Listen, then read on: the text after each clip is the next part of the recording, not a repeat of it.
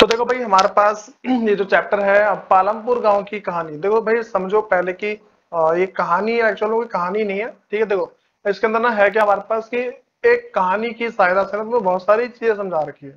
मतलब चैप्टर के अंदर क्या है कि एक कहानी दे रखी है और उस कहानी के अंदर ना बहुत सारी बातें बता रखी है और उस बातों के बेस पे ना तुम्हें समझना है कि हाँ भाई क्या क्या चीजें समझाई जा रही है इस चैप्टर के अंदर। ठीक है, देखो सबसे पहले भाई अवलोकन की बात चल रही है। अच्छा पहले समझो अवलोकन है क्या हमारे पास। अवलोकन का मतलब एक तरीके से ओवरव्यू होता है कि इस चैप्टर के अंदर हम क्या क्या चीजें पढ़ने जा रहे हैं, वो सारा का सारा हमें यहाँ से लेके पूरा यहाँ तक पता लग जाएगा। ठीक है, यहाँ से पूरा यहाँ तक हमें ये पता लग जाएगा कि इस पूरे चैप्टर के अंदर है क्या क्या चीजें। तो देखो यहाँ पे कह रहा है कि इस कहानी का उद्देश्य है उत्पादन से संबंधित कुछ मूल विचारों से परिचय कराना है। भाई हम पहले बात करते हैं, देखो उत्पादन का मतलब क्या होता है। यहाँ पे जो उत्पादन है, उत्पादन का मतलब है जब भी हम किसी चीज का उत्पादन, मान लो किसी चीज की पैदावार करते हैं, जैसे मान लो गेहूं का उत्पादन कर देना, जो गेहूं या फिर मान लो चावल है, इन सब का जो खेती करते हैं ना, तो इन सबको क्या है कि एक तरीके से उत्पादन बोल सकते हैं। और भी आगे बहुत सारी डेफिनेशन है उत्पादन की, मतलब की और भी चीजें, जैसे मान के चलो एक कार बनाने वाली कंपनी है, वो कार का उत्पादन करती है, और एक ट्रक बनाने वाली कंपनी है, वो ट्रक का उत्पादन करती है, या फिर मान लो खिलौने बनाने वाली कंपनी है तो खिलौने का उत्पादन करती है। मतलब कि किसी चीज को ये जो बनाना होता है ना, उसी को उत्पादन बोलते हैं। उत्पादन क्या है भाई, अगर लिखना चाहो तो लिख सकते हो कि उत्पादन एक प्रक्रिया है जिसके अंदर कच्चे माल को तैयार माल में परिवर्तित किया जाता है, इसी को बोलते हैं उत्पादन। ठीक है, इसको रोक के डेफिनेशन लिख लेना ये वाली। तो कह रहे कि इस कहानी का उद्देश्य उत्पादन से संबंधित, मतलब कि भाई उत्पादन से संबंधित रिलेटेड कुछ मूल विचारों, मतलब कि कुछ कुछ ये मूल विचारों का मतलब कुछ कुछ इंपॉर्टेंट इंपॉर्टेंट बातें हैं से परिचय करना है। और ऐसा हम एक काल्पनिक गांव, एक काल्पनिक गांव का मतलब है एक इमेजिन किया हुआ कि हाँ भाई एक गांव है जिसका नाम है पालमपुर। ठीक है, मैंने बताया कि इस चैप्टर के अंदर क्या है कि एक कहानी की सहायता से हम ना नई नई, मतलब कि जो भी बातें हैं वो सारी सारी सीखेंगे। तो वही बता रखा है भाई हमारे पास क्या है, काल्पनिक है, कोई असली गांव नहीं है। ठीक है, एक काल्पनिक गांव है जिसमें कल्पना कर रखी है, मन में एक विचार बना रखा है कि एक गांव है, उसके अंदर क्या क्या बातें चलती है। तो कह रहा है कि कहानी के माध्यम से कर रहे हैं, मतलब काल्पनिक गांव पालमपुर की कहानी से हम ना बहुत सारी चीजें सीखेंगे।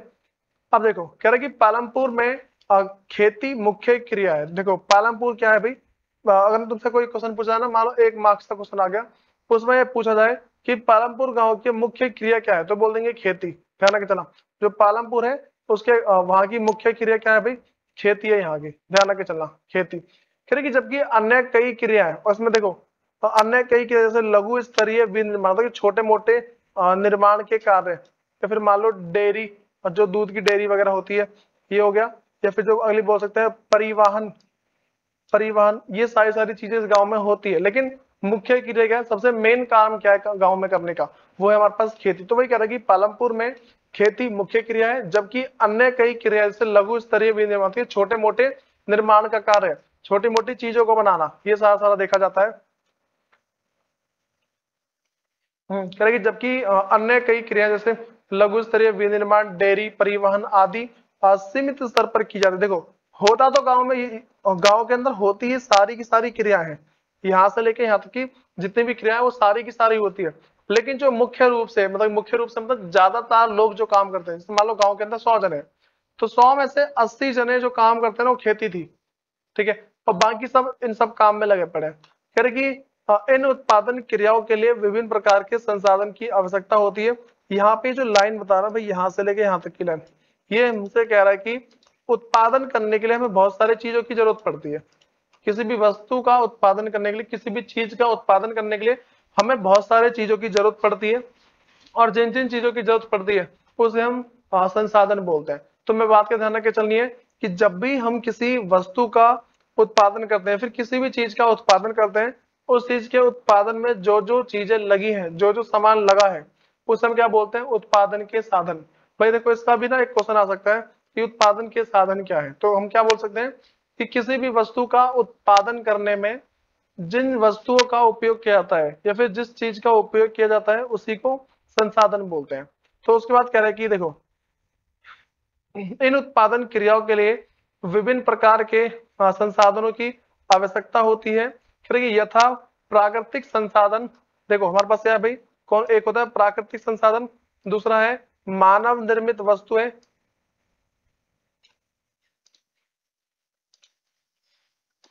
देखो पहले मेरे पास है प्राकृतिक संसाधन, दूसरा मानव निर्मित वस्तुएं, और है मानव प्रयास। तो भाई हमें ना इन सब चीजों के बारे में पता होना चाहिए, ये जो हमारे पास है। फिर और बताता हूँ, और फिर मानव प्रयास, उसके बाद है लास्ट में मुद्रा। देखो भाई, ये जितनी भी बातें मैंने बताई और जिनको मैंने अभी हाईलाइट किया है, ये सारी बात हमें पता होनी चाहिए। देखो पहला मैंने क्या बताया कि भाई क्या बता रहा है कि इन उत्पादन क्रियाओं के लिए विभिन्न प्रकार के संसाधनों की आवश्यकता होती है। सिंपल सी बात यह है, किसी भी वस्तु का उत्पादन करने के लिए हमें जिन चीजों की आवश्यकता होती है ना, उसे हम संसाधन बोलते हैं। और संसाधन क्या क्या है, कह रहा पहला प्राकृतिक संसाधन। भाई प्राकृतिक संसाधन क्या है, प्राकृतिक संसाधन का मतलब हो जाता है जैसे मान लो जमीन हो गई और पानी हो गया, ये क्या प्राकृतिक रूप से उपलब्ध है। तो प्राकृतिक संसाधन, मानव निर्मित वस्तुएं, मानव के द्वारा बनाई गई कुछ कुछ वस्तुएं, उनकी भी जरूरत पड़ती है। देखो एक बार ध्यान रख के चलना, अगर तुम कुछ भी दुनिया में कुछ भी बनाओगे ना, तो उसमें तुम्हें किसी ना किसी चीज की जरूरत पड़ती है जो इंसान के द्वारा बनाई जाती है। जैसे मान के चलो ट्रैक्टर हो गया, वो खेती करने के लिए ट्रैक्टर तो इंसान ने बनाया ना। देखो जैसे मैंने पहले बोला कि ये वाला, पहले मैंने बता रखा है कि हमारे पास है, देखो जैसे मैंने बता दिया प्राकृतिक संसाधन है, तो ये जो मेरे पास प्राकृतिक संसाधन हमारे पास है, इसमें है क्या, प्राकृतिक संसाधन के अंदर ये वो सारी की सारी चीजें हैं जो हमें प्राकृतिक से मान लो प्राकृतिक से प्राप्त हो रही है। जो हमारे पास जितने भी दिख रहे हैं वो सारे सारे हमारे पास प्राकृतिक से प्राप्त हो रहे हैं। और अगला मेरे पास है मानव निर्मित वस्तुएं। क्या होती है मानव निर्मित वस्तुएं, देखो मानव निर्मित वस्तुएं वो सारी की सारी होती है जो मानव के द्वारा, इंसान के द्वारा बनाई गई है। अगला मेरे पास है मानव प्रयास। एक बात ध्यान रखिए भाई, मानव प्रयास का मतलब क्या है, इंसान के द्वारा किया गया कार्य। फिर लास्ट में मेरे पास है मुद्रा। मुद्रा का मतलब यहाँ पे पैसों से है, ठीक है। तो एक बात ध्यान रख के चलना, किसी भी चीज का उत्पादन करने के लिए, किसी भी वस्तु का उत्पादन करने के लिए जिस चीज की आवश्यकता पड़ती है, उसे हम क्या बोलते हैं भाई, संसाधन। और संसाधन में कौन कौन से, प्राकृतिक संसाधन आ सकते हैं, मानव निर्मित वस्तु आ सकती है, मानव का प्रयास और मुद्रा। भाई मानव का प्रयास का मतलब क्या, मानव के प्रयास का मतलब यहाँ पे है कि मानव के द्वारा लगाए गए एफर्ट्स, जो मानव अपनी शक्तियां लगा रहा है, उसकी बात चल रही है। अब अगला कह रहा है कि पालमपुर की कहानी से हमें विदित होगा कि गांव में इच्छित वस्तुएं और सेवा को उत्पादित करने के लिए विभिन्न संसाधन किस प्रकार समायोजित होते हैं। यहाँ पे जो पूरी लाइन लिखी ना, कह रहे कि पालमपुर की कहानी से हमें विदित होगा, मतलब कि हमें पता लगेगा। यहाँ पे कह रहे कि पालमपुर गांव की कहानी से हमें विदित, विदित का मतलब पता, हमें पता होगा कि गांव में इच्छित वस्तुएं। भाई इच्छित वस्तुएं मतलब इच्छित वस्तुएं क्या होती है, इच्छित वस्तु का मतलब है वो सारी वस्तु जो हम अपनी इच्छा से उत्पादन करना चाहते हैं। इच्छित वस्तु क्या होती है, जिसको हम अपनी इच्छा से, अपने मन के अनुसार उत्पादन करना चाहते हैं। जैसे मान के चल लो, हम बोल सकते हैं गेहूं का उत्पादन कर लो, चावल का उत्पादन कर लो, या फिर मान लो मक्के का, बाजरे का, इन सब का उत्पादन कर लो। तो ये क्या है, जो मेरी, देखो कभी भी अगर हम अपनी इच्छा से किसी वस्तु का उत्पादन करते हैं ना, उसी को बोलते हैं इच्छित वस्तुएं। तो वही कह रहा है कि पालमपुर की कहानी से हमें विदित होगा कि गांव में इच्छित वस्तुओं और सेवा को उत्पादित। भाई सेवाओं का मतलब क्या है, सेवा का मतलब सर्विस होती है। जैसे मान के चलो कि अगर तुम्हारा कूलर खराब हो जाता है, तो कूलर अगर खराब हो रहा है तो तुम क्या करोगे, बाहर से किसी मैकेनिक को बुलाओगे, उसको ठीक करवा लोगे। तो हमारे पास है, उसी को बोलेंगे सेवा। वस्तु का मतलब कोई चीज होती है, और सेवा का मतलब तुम किसी की सर्विस ले रहे हो। तो करेंगे इच्छित वस्तु और सेवा को उत्पादित करने के लिए विभिन्न संसाधन, भाई विभिन्न का मतलब है अलग अलग, विभिन्न संसाधन किस प्रकार समायोजित होते हैं। तो यहाँ पे ना क्वेश्चन पूछ रहा है, तो क्वेश्चन बता रखा है कि हम इस पूरे के पूरे चैप्टर के अंदर ये पढ़ेंगे कि अगर हमें किसी भी वस्तु का उत्पादन करना है, अगर हमें किसी भी वस्तु का उत्पादन करना है, तो जो भी हमारा जिन जिन संसाधनों की हमें जरूरत है, उन सबको समायोजित कैसे करेंगे, वो हमें कैसे पता लगेगा भाई ये वस्तु हमारे पास है। देखो अब जो हमारे पास नेक्स्ट है वो है परिचय। देखो भाई इस पूरे चैप्टर का जो हमारे पास परिचय है ना, अब उसे देखते हैं कि भाई पहले मैं परिचय का मतलब पता होना चाहिए, इस पूरे चैप्टर का इंट्रोडक्शन, कि चैप्टर में क्या क्या है, मतलब आगे क्या क्या पढ़ने जा रहे हैं, वो सारी सारी बातें। कह रहे कि पालमपुर आस पड़ोस के गांव और कस्बों से भली भांति जुड़ा हुआ है। देखो अब ना यहाँ पे कह रहे कि एक ना वही काल्पनिक कहानी है, मनगढ़ंत कहानी है, मन से जो बना रखी कहानी। और इसमें ये बता रखा है कि भाई जो पालमपुर है, पालमपुर आस पड़ोस के गांव और कस्बों से भली भांति जुड़ा हुआ है। ये बता रखा है जो पालमपुर जो गांव है, वो क्या है कि भाई और जितने भी गांव है ना आसपास के, उन सबसे जुड़ा हुआ है। ये कह रहे कि एक बड़ा गांव, एक बड़ा गांव हमारे पास है रायगंज, पालमपुर से 3 किलोमीटर की दूरी पर है। ये बता रखा है कि भाई एक और बड़ा गांव है जिसका नाम है रायगंज, और रायगंज क्या है, पालमपुर से 3 किलोमीटर की दूरी पे है। 3 किलोमीटर की दूरी पर है। करें कि प्रत्येक मौसम में यह सड़क गांव को रायगंज और उससे आगे निकटतम छोटे कस्बे शाहपुर से जोड़ती है। ठीक है, इसमें ना एक बात और बता रखी है कि भाई जो हमारे पास, जैसे मान लो कह रहा है कि एक बड़ा गांव है रायगंज, पालमपुर से 3 किलोमीटर की दूरी पर है। वो पालमपुर से 3 किलोमीटर की दूरी पर है। कह रहा प्रत्येक मौसम में जो भी मौसम चेंज होता है ना, हर बार जब भी मौसम चेंज होते हैं, कह रहे प्रत्येक मौसम में यह सड़क गांव को रायगंज और उससे आगे, देखो ये जो भी हमारा कह रहे हैं प्रत्येक मौसम में यह सड़क गांव को रायगंज और उससे आगे निकटतम छोटे कस्बे शाहपुर से जोड़ती है। जो भी यहाँ से रोड वगैरह निकलते हैं ना, वो देखो जैसे मान लो कि जो हमारे पास गांव है पालमपुर है, रायगंज हो गया, उसके बाद ना और भी जो आगे आगे गांव जा रहे हैं, जैसे रायगंज के बाद है शाहपुर, ये तीनों क्या एक रोड जा रही है और तीनों उसी को जोड़ती है। एक रोड जा रही है बड़ी सी, वो इन तीनों गांवों को आपस में जोड़ती है। कह रहे कि इस सड़क पर गुड़ और अन्य वस्तु से लदी बैलगाड़ियां, भैंसा बग्गी से लेकर अन्य कई तरह के वाहन जैसे मोटरसाइकिल, जीप ट्रैक्टर और ट्रक तक देखे जा सकते हैं। यहाँ पे ये बता रहा है कि ये जो गांव जो जा रहे हैं, जैसे मान के चलो कि भाई देखो मैं ऐसा बोल रहा हूँ, हमारे पास ना एक तुम ये मान सकते हो कि एक गांव यहाँ पे है, दूसरा गांव यहाँ पे है और तीसरा गांव उसके आगे। ठीक है, 3 गांव है और बीच में से ना एक रोड जा रही है, बहुत ही चौड़ी सी रोड जा रही है, और वो रोड क्या भाई इन तीनों गांवों को आपस में जोड़ती है। और ना इस रोड पे ये देखा जा सकता है कि भाई इस रोड पे ना ट्रक, जैसे मान लो भाई पहला कह रहा कि वस्तुओं से, कह रहे कि गुड़ और वस्तुओं से लदी हुई बैलगाड़ियां, भैंसा बग्गी से लेकर अन्य कई तरह के वाहन जैसे मोटरसाइकिल, जीप ट्रैक्टर और आदि देखे जा सकते हैं। यहाँ पे वही कह रहा है कि देखो भाई हमारे पास ये जो है,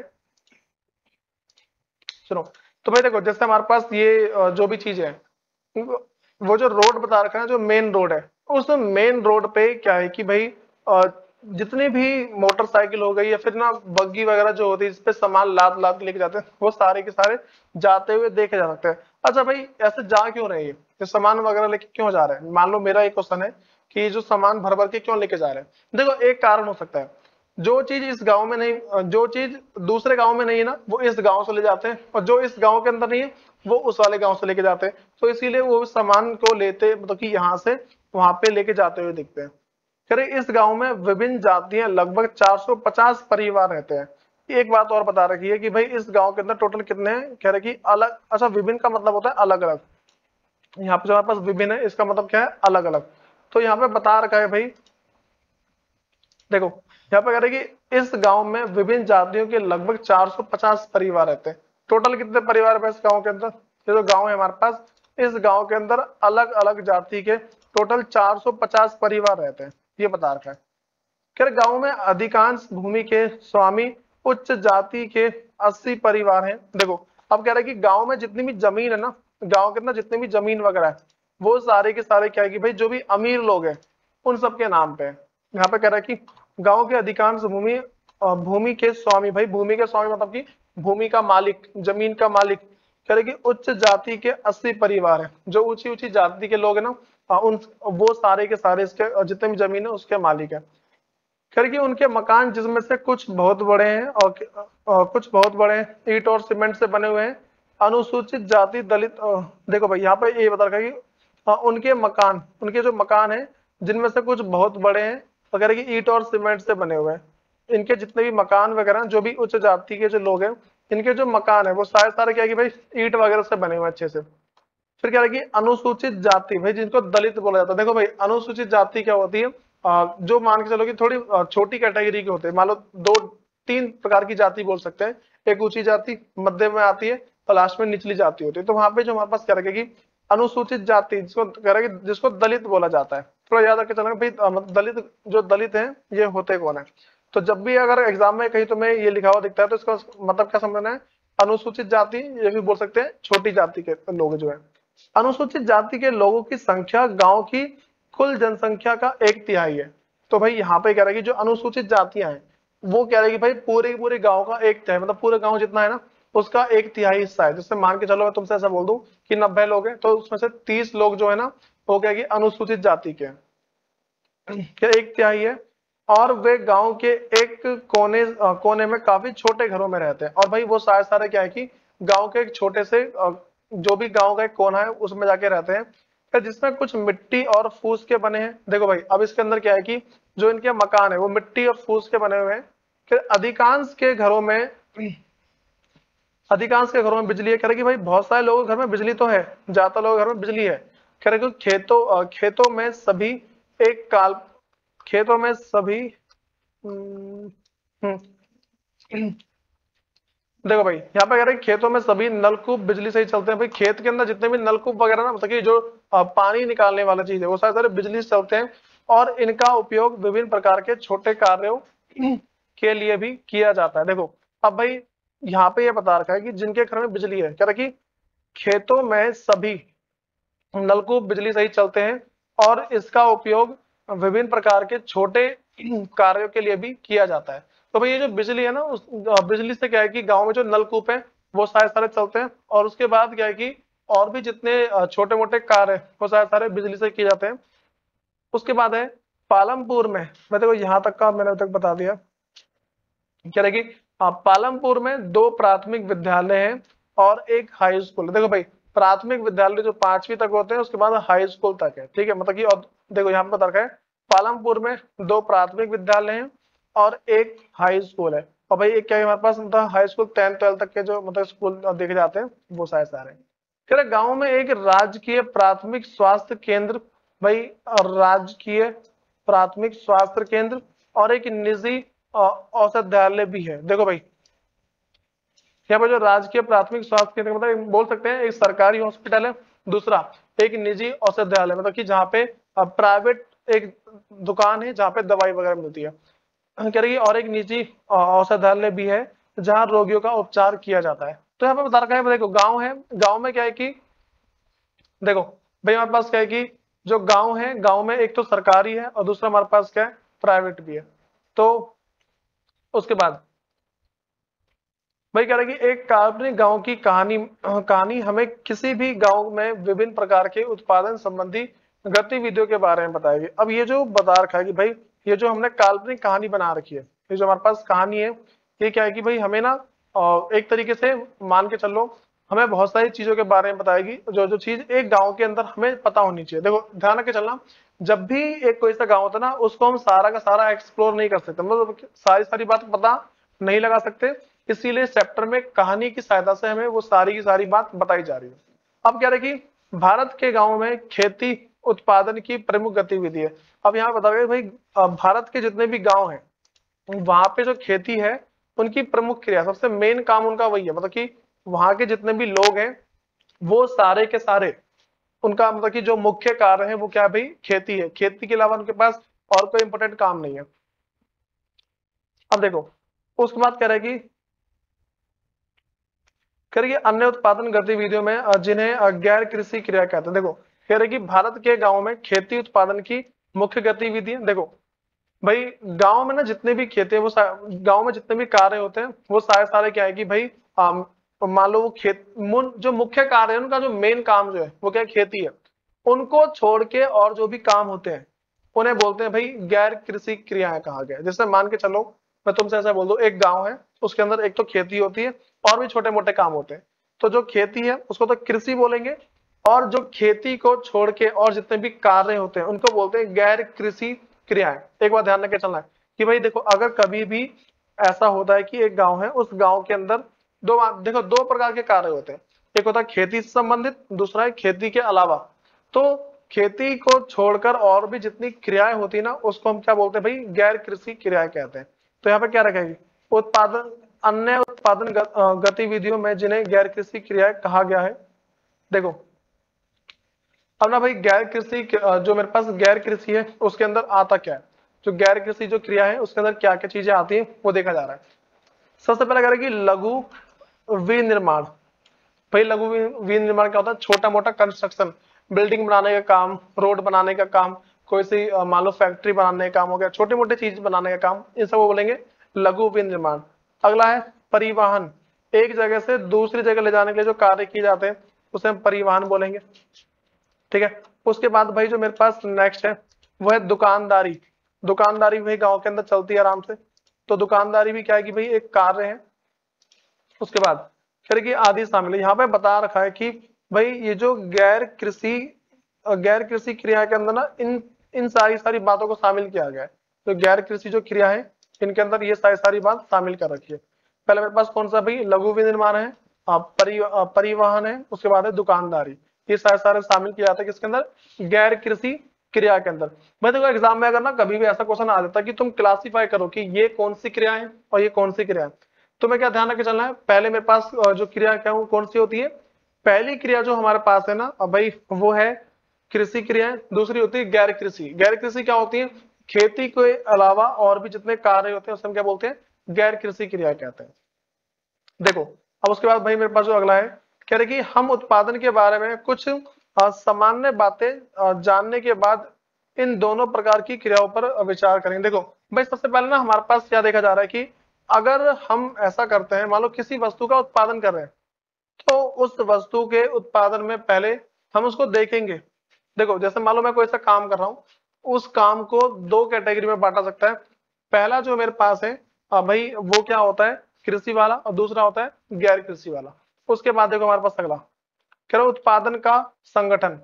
भाई बात करते हैं उत्पादन का संगठन का मतलब क्या है, मतलब कि भाई पहले संगठन का मतलब हमारे पास एक ऑर्गेनाइजेशन होती है। तो संगठन है इसका मतलब हमारे पास है ऑर्गेनाइजेशन, मतलब कि जो भी छोटी मोटी फैक्ट्री या फिर जो भी और चीजें बोल सकते हैं। तो यहाँ पे कह रहा है उत्पादन का संगठन है। कह रहा उत्पादन का उद्देश्य ऐसी वस्तु या सेवा का उत्पादन करना है जिसकी हमें आवश्यकता है। भाई इस लाइन का मतलब क्या है, यहाँ से मैंने यहाँ तक बताया, इस लाइन का सिंपल सा एक मतलब निकल के आता है कि कोई भी एक देश है, उस देश या फिर मान लो कोई भी एक फैक्ट्री है, ठीक है, उस फैक्ट्री के अंदर उन्हीं चीज का उत्पादन किया जाएगा जिसकी लोगों को जरूरत होती है। अब ऐसा नहीं कि भाई कुछ भी बनाए जा रहे हैं, ऐसा नहीं होता, क्योंकि अगर कुछ भी बनाएंगे तो मार्केट में बिकेगी नहीं, वो बेकार चला जाएगा। तो हमें क्या ध्यान रख के चलना होता है कि उत्पादन सिर्फ उन्हीं वस्तुओं का किया जाता है जिन चीजों की जरूरत होती है। फिर उसके बाद करेगी वस्तु और सेवाओं के उत्पादन के लिए चार चीज की आवश्यकता होती है। भाई अब इन चार चीजों को याद रखना, इनको बोलते हैं उत्पादन के कारक। जो चार चीजें मैं बताऊंगा इसे बोलते हैं उत्पादन के कारक। पहला मेरे पास है भाई वैसे पहले चार सुन लो, लिख लो वरना से, उत्पादन के चार कारक श्रम, भूमि, पूंजी, उद्यम। चार चीजें, श्रम है, भूमि, पूंजी, उद्यम। भाई समझो कि मेरे पास ना ये होती क्या, देखो श्रम का मतलब है जो काम करने वाला श्रमिक, ठीक है। उसके बाद है भूमि, जमीन, पूंजी, पैसा, उद्यम उसका मालिक। जो जो मालिक होता है ना, जो ऑनर होता है, उसको क्या उद्यम बोला जाता है। तो यहाँ पर वही कह रहा है कि पहली आवश्यकता है भूमि। देखो पहला बता दिया, पहला हमारे पास क्या भूमि, कह रहा है कि तथा अन्य प्राकृतिक संसाधन, जैसे देखो मेरे पास क्या है, पहला क्या हो जाएगा, पहली आवश्यकता है भूमि, और भूमि तथा अन्य प्राकृतिक प्राकृतिक संसाधन जैसे जल वन खनिज, ये सारे देखो ये मेरे पास क्या इसे पहला पॉइंट मान लो। दूसरा कह रहे कि दूसरी आवश्यकता है श्रम, अर्थात जो लोग काम करेंगे, ये बता दिया मैंने भाई, जो लोग काम करेंगे उनकी आवश्यकता है। ये दूसरा पॉइंट है हमारे पास। उसके बाद कह रहे कुछ उत्पादन क्रियाओं में जरूरी कार्यों को करने के लिए बहुत ही ज्यादा पढ़े लिखे कर्मियों की जरूरत होती है। तो कह रहे कि दूसरी क्रियाओं के लिए शारीरिक कार्य करने वाले श्रमिक की जरूरत होती है। प्रत्येक श्रमिक उत्पादन के लिए आवश्यक श्रम प्रदान करता है। भाई देखो एक बात ध्यान रखना चलना, बहुत ही पढ़ा लिखा व्यक्ति काम कर रहा हो या फिर अनपढ़ व्यक्ति काम कर रहा हो, तो इसे श्रमिक ही बोलेंगे, मतलब श्रम बोलते हैं, श्रम श्रमिक एक ही बात पड़ती है। तो मैं क्या ध्यान रख के चलना है कि भाई जब भी हम कोई सा कार्य करते हैं तो उसमें दो तरीके से लोगों की आवश्यकता होती है। एक तो दिमाग का काम, देखो एक तो दिमाग का काम होता है, दूसरा होता है शरीर का काम। तो जैसे मान लो कि भाई किसी को पहाड़ तोड़ना है, उसे बस हथौड़ा चलाना, कुछ नहीं करना। लेकिन अब मान लो किसी को मूर्ति बनानी है तो उसे अपना दिमाग लगाना पड़ेगा। अगर किसी को मूर्ति बनानी है तो दिमाग लगाना पड़ेगा, ये चीज है। अगला मेरे पास तीसरा कह रहे कि तीसरी आवश्यकता भौतिक पूंजी है, अर्थात उत्पादन के प्रत्येक स्तर पर अपेक्षित कई तरह के आगत। भाई तीसरा मेरे पास क्या है, भौतिक पूंजी। भाई समझो भौतिक पूंजी का मतलब क्या होता है, मशीन वगैरह जो होती है ना, जैसे मान लो फैक्ट्री के अंदर जो भी मशीन होती है, फिर या फिर और बोल सकते हैं कि नई नई बिल्डिंग, जैसे मान लो किसी भी बिजनेस को शुरू करने के लिए स्टार्टिंग में जो चीजें लगाई जाती है ना, उन सबको हम भौतिक पूंजी बोल सकते हैं। जैसे मान के चलो पैसा हो गया, बिल्डिंग हो गई, कोई सी मशीन हो गई, कार हो गई, और जितनी भी चीजें प्लॉट प्लॉट, ये सारे सारे क्या है, भौतिक पूंजी है। तो कह रहे कि भाई उसके बाद में पास कह रहे कि क्या आप जानते हैं कि भौतिक पूंजी के अंतर्गत कौन कौन सी मदें आती है, मतलब कौन कौन सी चीजें ऐसी हैं जो भौतिक पूंजी के अंदर आती है। पहला हमारे पास कह रहे कि औजार, मशीन, भवन, मैं बता दिया। कोई सा भी औजार हो गया, मशीन हो गया, भवन। भाई भवन का मतलब क्या, यहाँ पे बिल्डिंग से है, ठीक है। कह रहे कि औजार तथा मशीनों में अत्यंत साधारण औजार जैसे किसान का हल से लेकर परिष्कृत मशीन जैसे जनरेटर, टरबाइन, कंप्यूटर आदि आते हैं। देखो भाई ये जो मेरे पास ना जो भी बता रखे हैं, मतलब औजार जो मैंने बता दिया, औजार, मशीन, भवन, ये मेरे पास है चीजें हैं। ये भी मैंने क्या बताया भाई, पूंजी का, भौतिक पूंजी का मतलब क्या होता है, किसी भी काम को शुरू करने से पहले उसमें जिन जिन चीजों की आवश्यकता होती है ना, उसी को बोलते हैं भौतिक पूंजी। और वो भाई छूने लायक होनी चाहिए। तो करे कंप्यूटर आदि, करे कि और मशीनें और भवनों का उत्पादन में कई वर्ष तक प्रयोग होता है और इन्हें स्थायी पूंजी कहते हैं। देखो भाई अब ना एक स्थायी पूंजी की डेफिनेशन लिख लो तुम, या तो यहां से यहां तक लिख सकते हो, ठीक है। अगर स्थायी पूंजी पूछा जाए कि स्थायी पूंजी क्या होती है, या तो तुम यहां से लेके यहां तक लिख लो, या फिर जो मैं बोल रहा हूँ उसे लिख लो। स्थायी पूंजी वो होती है जो कई सालों तक किसी वस्तु के उत्पादन में उपयोग की जाती है। सिंपल सी बात है, उदाहरण डाल देना, मशीन हो गया, प्लॉट हो गया, बस मशीन डाल देना, फिर जमीन वगैरह डाल देना, ये हो गया। तो भाई स्थायी पूंजी क्या होती है, स्थायी पूंजी वो होती है जो कई साल तक किसी अन्य वस्तु के उत्पादन में प्रयोग की जाती है। देखो पहला मैंने बता दिया भाई, ये जो मेरे पास है ना, ये पहला था।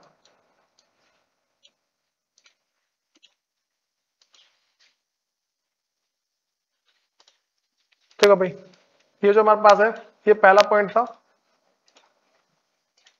उसके बाद हमारे पास अगला है दूसरा पॉइंट। अच्छा हम पॉइंट किसकी बात कर रहे हैं, भौतिक पूंजी की। भौतिक पूंजी के अंदर क्या क्या चीजें आती है वो सारी सारी बातें बता रहा हूँ। पहला मैंने बता दिया औजार, और औजार, मशीन, भवन, जिसको हम स्थायी पूंजी कहते हैं। अगला मेरे पास है कार्यशील पूंजी। भाई कार्यशील पूंजी का मतलब कैश हो जाता है या फिर कच्चा माल वगैरह, ये सारे सारे हमारे क्या है, कार्यशील पूंजी के अंदर आते हैं। अब देखो फिर कच्चा माल और नगद मुद्रा, अगला क्या है मेरे पास, कच्चा माल और नगद मुद्रा। तो ये दो चीज है। देखो पहला मैंने मशीनरी मतलब औजार, मशीन, भवन बता दिया, इसको हम स्थायी पूंजी बोल सकते हैं। और अगला है कच्चा माल और नकद मुद्रा, भाई इसको हम कार्यशील पूंजी भी बोल सकते हैं। तो देखो कार्यशील पूंजी का मतलब क्या है, जो कार्य में लगी हुई है, जो मतलब कि आती है खर्च जाती है, आती है खर्च हो जाती है। इस मान लो कच्चा माल है, ठीक है। अगर हम उसको लेके आते हैं, अगर हम कच्चे माल को लगाते हैं, तो उसके अंदर क्या होगा भाई, एक बात देखी जाएगी कि देखो जब भी कच्चा माल देखा, जब भी कच्चे माल की बात चलती है ना, उसमें एक चीज देखते हैं हम कि ये जो भी मतलब देखो कच्चा माल होता क्या है, हम कच्चा माल लेके आए, हमने उसको तैयार किया और बना के बेच दिया, ठीक है। तो ये क्या है, कार्य में लगी हुई है। अब कह रहे हैं कि उत्पादन में कई प्रकार के कच्चे माल की आवश्यकता होती है, जैसे बुनकर कह रहे हैं कि जैसे बुनकर द्वारा प्रयोग किए जाने वाला सूत और कुम्हारों द्वारा प्रयोग में लाई जाने वाली मिट्टी। देखो जैसे मान लो भाई एक ना कोई कपड़े वाला है, उसके लिए कच्चा माल क्या होगी, रुई होगी। एक मटका बनाने वाला है, फिर मान लो मिट्टी के बर्तन बनाने वाला, उसके लिए कच्चा माल क्या होगा भाई, उसके लिए कच्चा माल उसकी मिट्टी होगी। मैं वैसे ही दूसरा बोल दूं, भाई स्टील बनाने वाली कंपनी, लोहा बनाने वाली कंपनी, तो जो कच्चा इस्पात है ना, वो उसके लिए होगा। उसके बाद जो मेरे पास नेक्स्ट है, मैं बोल दूं कि भाई मान लो कि रोटी बनाने वाली कंपनी, मान लो ब्रेड बनाने वाली कंपनी, उनके लिए कच्चा माल क्या होगा, आटा। तो ये सारी सारी चीजें देखी जाती है। फिर ये उत्पादन के दौरान भुगतान करने तथा जरूरी माल खरीदने के लिए, देखो भाई मैं दो चीज बता चुका हूँ। पहले यहां से मेरे पास यहाँ है, पहला ये रहा, दूसरा ये रहा, ठीक है। ये दो चीज बता दी मैंने। फिर ये उत्पादन के दौरान भुगतान करने तथा जरूरी माल खरीदने के लिए कुछ पैसों की भी आवश्यकता होती है। अब देखो अगला क्या है भाई मेरे पास, उत्पादन के टाइम पे मतलब उत्पादन के दौरान क्या होता है, भुगतान करने के लिए ना जो पैसों की जरूरत पड़ती है, भाई वो भी मेरे क्या है कि एक बोल सकते हैं पूंजी के अंदर आता है। अगला कह रहा है कच्चा माल था नकद पैसों को कार्यशील पूंजी कहते हैं। अगर तुमसे कोई क्वेश्चन पूछ ले कि भाई कच्चा माल क्या है, ठीक है, अगर पूछ रहे भाई कार्यशील पूंजी क्या, चलो ऐसा क्वेश्चन पूछता है कि कार्यशील पूंजी है क्या, तो तुम क्या बताओगे कार्यशील पूंजी की डेफिनेशन, या तुम इसको लिख लो, ठीक है। मतलब कि कच्चा माल था नगद पैसों की ये मेरे पास है, कच्चा माल था नगद पैसों को कार्यशील पूंजी कहते हैं। या फिर दूसरा बोल सकते हैं कार्यशील पूंजी क्या होती है, भाई कार्यशील पूंजी एक ऐसी पूंजी है जो उत्पादन किसी भी वस्तु के उत्पादन में लगाई जाती है और एक बार उपयोग करने के बाद वो खत्म हो जाती है, समाप्त हो जाती है। देखो स्थायी पूंजी क्या होती है? स्थायी पूंजी मैंने बताया था, स्थायी पूंजी का मतलब हो जाता है कि एक ऐसी वस्तु जिसका उत्पादन में उपयोग किया जाए और वो बार बार उपयोग किया जाए। दूसरा जो मेरे पास है कार्यशील पूंजी, कार्यशील पूंजी वो होती है जिसका किसी वस्तु के उत्पादन में लगाने पर एक बार उपयोग होने के बाद वो खत्म हो जाती है। देखो अगला कह रहा है कि औजारों, मशीनों तथा भवनों से अब विभिन्न ये चीजें उत्पादन प्रक्रिया के दौरान समाप्त हो जाती है। देखो पहले बता रखा है कह रहा है कि औजार, मशीन तथा भवनों से भिन्न। देखो ये चीज तो खत्म नहीं होती, औजार, मशीन और भवन ये खत्म नहीं होता। मैं तुम्हें इसका एग्जांपल देता हूँ। मुझे एक बताओ कि अगर भाई तुम क्या है कि ब्रेड बना रहे हो, ठीक है, ब्रेड बनाने पे क्या हो रहा है कि कभी देखो अगर तुम ब्रेड बनाते हो तो कभी ऐसा होता है कि तुमने जैसी ब्रेड बनाया तुम्हारी मशीन मशीन सब खत्म, ऐसा तो होता नहीं है। तो लेकिन अगर दूसरी बात बोल दूं, तुमने ब्रेड बनाया तो तुम्हारा आटा वगैरह तो खत्म होगा ना। तो देखो ये जो मेरे पास ना औजार है, मशीन है और जो भवन है, ये सारे सारे हमारे स्थायी पूंजी में आ जाते हैं। और जो चीजें समाप्त हो जाती है, ठीक है, कह रहे कि इससे भिन्न ये चीजें उत्पादन क्रिया के दौरान समाप्त हो जाती है। तो तुम्हें क्या है कि देखो तुम ना आसानी से भाई ये जितना मैंने अभी ब्लू ब्लू किया ना, जैसे कच्चा माल तथा नगद पैसों को कार्यशील पूंजी कहते हैं, उसके आगे ये चीजें उत्पादन क्रिया के दौरान समाप्त हो जाती है। तुम इतना यहां से लेके यहाँ तक ये सारा सारा ना तुम कार्यशील पूंजी की डेफिनेशन के अंदर लिख सकते हो। देखो तुम्हें करना क्या है, स्थायी पूंजी की डेफिनेशन बनाओ, यहाँ से यहाँ लिख लो। और उसके बाद जो अगला हमारे पास है ये जो ये दिख रहा है जो कार्यशील पूंजी, जो कार्यशील पूंजी है इसकी एक हेडिंग बनाओ और यहाँ से पहले यहाँ लिख लो देखिए कच्चा माल तथा नगद पैसों को कार्यशील पूंजी कहते हैं, ये लिख लो। और उसके बाद ये चीजें उत्पादन क्रिया के दौरान समाप्त हो जाती है, ये लिख लो। तो भाई मैं इतनी चीज पहले बता चुका हूँ कि भाई ये सारी होती क्या है। अब हम अगली बात करते हैं, एक चौथी अवस्था। देखो हमारे पास तीन बता चुका हूँ पहले में, कौन कौन तीन बता चुका। देखो पहला पहला हमारे पास है भूमि, ठीक है, दूसरा है श्रम, तीसरा मेरे पास है भौतिक पूंजी। पूंजी हो भौतिक पूंजी हो ये बात पड़ती है। इसमें दो चीज बता दी मैंने, मेरे पास एक स्थायी पूंजी होती है, दूसरी कार्यशील पूंजी होती है। तो अगला भाई मेरे पास है मानव पूंजी, तीसरा मेरे पास क्या है मानव पूंजी है। क्या जो चौथी आवश्यकता मेरे पास जो है वो क्या है मानव पूंजी। क्या एक चौथी आवश्यकता भी होती है भाई। तो भाई चौथी की अगर हम बात कर देंगे,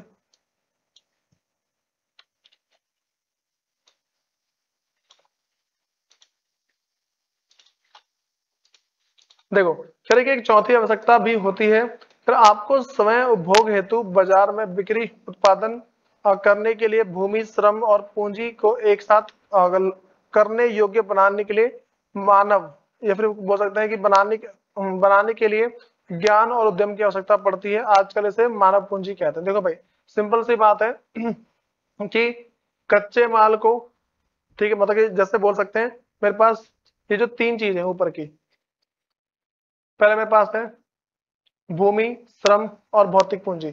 इन तीनों चीजों को चलाने के लिए इन तीनों चीजों को चलाने के लिए एक चीज की जरूरत पड़ती है, तो भाई उसी को हम बोलते हैं उद्यम बोल सकते हैं या फिर हम बोल सकते हैं मानव पूंजी। ठीक है, तो क्या ध्यान रखे चलना है कि जब भाई उत्पादन करने के लिए भूमि, श्रम और भौतिक पूंजी को एक साथ करने योग्य बनाने के लिए ज्ञान और उद्यम की आवश्यकता पड़ेगी। ठीक है, तो भाई इसे हम क्या बोल देंगे, इसे बोल देंगे मानव पूंजी बोलते हैं इसको। तो अब देखो इसके आगे, देखो मानव पूंजी कहा जाता है। अब हम अगली बात करते हैं, कह रहे हैं कि मानव पूंजी के विषय में और अधिक अध्ययन हम अगले मतलब कि इसमें बता रखा है कि भाई इस लाइन को ध्यान रखना कि जो मानव पूंजी है ना हमारे पास, मतलब मानव पूंजी का विकास अगले जो हमारे पास और जो सिलेबस है ना, जो हमारा चैप्टर जो सेकंड है उसके अंदर है। चैप्टर सेकंड के अंदर क्या मानव पूंजी का पूरा पूरा चैप्टर है। तो अब देखो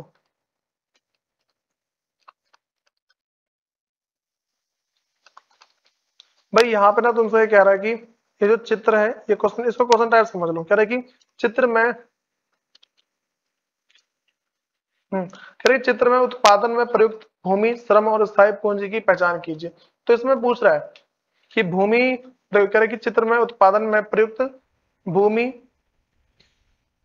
श्रम और स्थायी पूंजी की पहचान कीजिए। हमें तीन चीज की पहचान करनी है, पहला भूमि, श्रम और स्थायी पूंजी। इसमें पहचान हमें कौन कौन सी है तो खुद देख लेना क्या क्या इसमें आसान समझ जाओगे।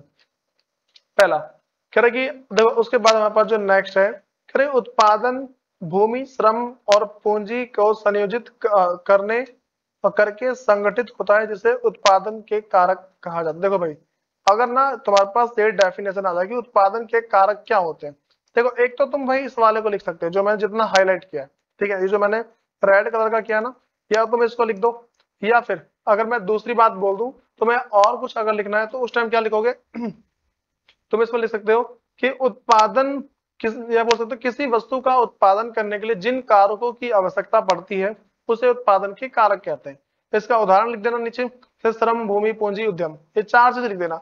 ये चार जो वर्ड है ना भाई बहुत इंपॉर्टेंट है, जहां लिखोगे ना तो टीचर भी आराम से इंप्रेस हो जाते हैं। अब सुनो, अगला कह रहा है कि पालमपुर की कहानी को पढ़ने के क्रम में हम उत्पादन के प्रथम तीन कारकों के बारे में और अधिक सीखेंगे। देखो भाई, इस चैप्टर के अंदर क्या है, इस वाले चैप्टर जो पालमपुर गांव की कहानी है, इस चैप्टर में हम स्टार्टिंग के तीन कारक के बारे में सीखेंगे। जो उसका अगला चैप्टर है, चौथा कारक, जिसको हम बोलते हैं मानव पूंजी बोलते हैं, वो पढ़ेंगे इसके अगले चैप्टर में। कह रहे सुविधा के लिए, यहाँ पर बता रखा है कि सुविधा के लिए इस अध्याय में हम भौतिक पूंजी को पूंजी कहेंगे। देखो भाई, मैं पहले ही बोलता है पूंजी पूंजी, उसको पूंजी बोलते हैं। जो भौतिक पूंजी होती है ना, उसको पूंजी ही बोला जाता है। तो अब यहाँ पे भाई क्या बता रहा हूँ, अब हम बात करते हैं। देखो, हमें इस पूरे चैप्टर के अंदर जो भौतिक पूंजी मैंने बोला ना, दो प्रकार की, स्थायी होती है, दूसरी होती है कार्यशील। इसको जो हमारे पास भौतिक पूंजी है उसको हम पूंजी बोलेंगे, ठीक है। तो अगला मेरे पास है पालमपुर में खेती। देखो भाई, अब एक बात ध्यान रख के चलना, पहले ना इतना जितना मैंने बता रखा ना, इसको एक बार जितना भी बड़ा सा नोट डाउन कर लो, उसके बाद जाके हम थोड़ा सा आगे देखेंगे इसमें।